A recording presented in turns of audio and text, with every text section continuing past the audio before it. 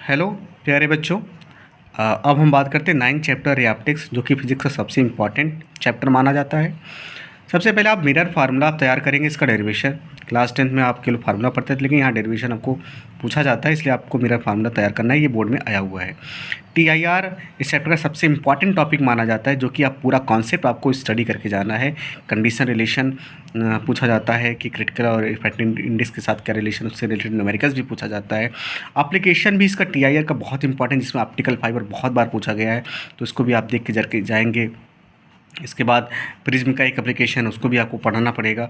Refraction through concave and convex spherical surface का derivation आपका पूछा गया बोर्ड में, तो ये भी कह सकते हैं कि इंपॉर्टेंट नहीं है, ये भी आपको पढ़ना पड़ेगा। लेंस फार्मूला आप को भी तैयार करना पड़ेगा। जैसे आप मिरर फार्मूला पढ़ेंगे, वैसे ही लेंस फार्मूला आपको भी तैयार करना पड़ेगा। साथ साथ कॉम्बिनेशन ऑफ लेंस मैंने यहाँ रखा हुआ था, लेकिन कॉम्बिनेशन ऑफ लेंस भी पढ़ना पड़ेगा, और छोटे छोटे सवाल इससे बनते हैं और पूछा भी गया है बोर्ड में।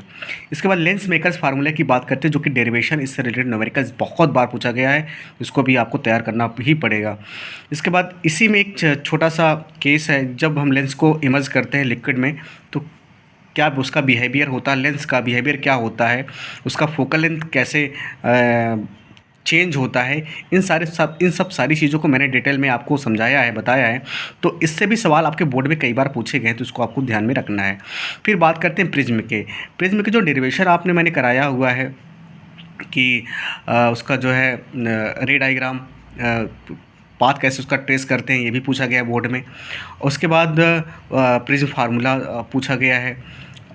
एंगल ऑफ इंसिडेंस और डेविएशन के साथ ग्राफ पूछा गया। तो कह सकते हैं प्रिज्म वाला पार्ट आप सारे फार्मूले आप तैयार करके जाएंगे।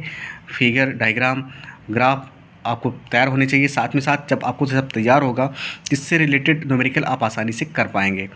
कंपाउंड माइक्रोस्कोप आपका कह सकते हैं कि ऑप्टिकल इंस्ट्रूमेंट में सबसे इंपॉर्टेंट टॉपिक माना जाता है।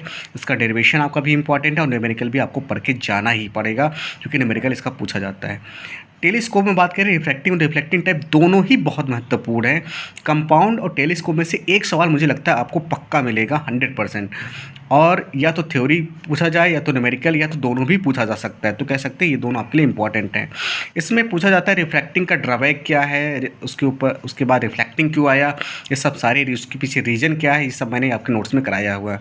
एग्जाम्पल की बात करें 9.678, इंपॉर्टेंट लिखने का मतलब है कि सब बोर्ड में आए हुए सवाल हैं, और आप उसको देख सकते हैं। एक्सरसाइज में 9.1 2 1 2 1 3 1 7 2 7 2 8 2 9 3 2। मेरे कहने का मतलब कंपाउंड और टेलीस्कोप से रिलेटेड जितने भी आपके न्यूमेरिकल्स हैं, वो चाहे एक्सरसाइज में हो चाहे एग्जाम्पल में, उसको आपको करके ही जाना है।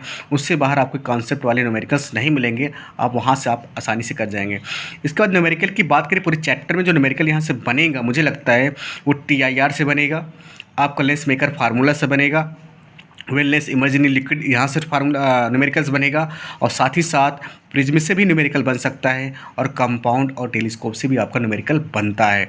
तो ज़्यादातर न्यूमेरिकल यहीं से बनेगा। इसलिए प्यारे बच्चों, ये चैप्टर आपके लिए बेहद इंपॉर्टेंट, इसको अच्छे से तैयार करके जाइएगा, क्योंकि ये इसकी दावेदारी बड़ी अच्छी रहेगी इस पूरे पेपर में। ठीक है, थैंक यू।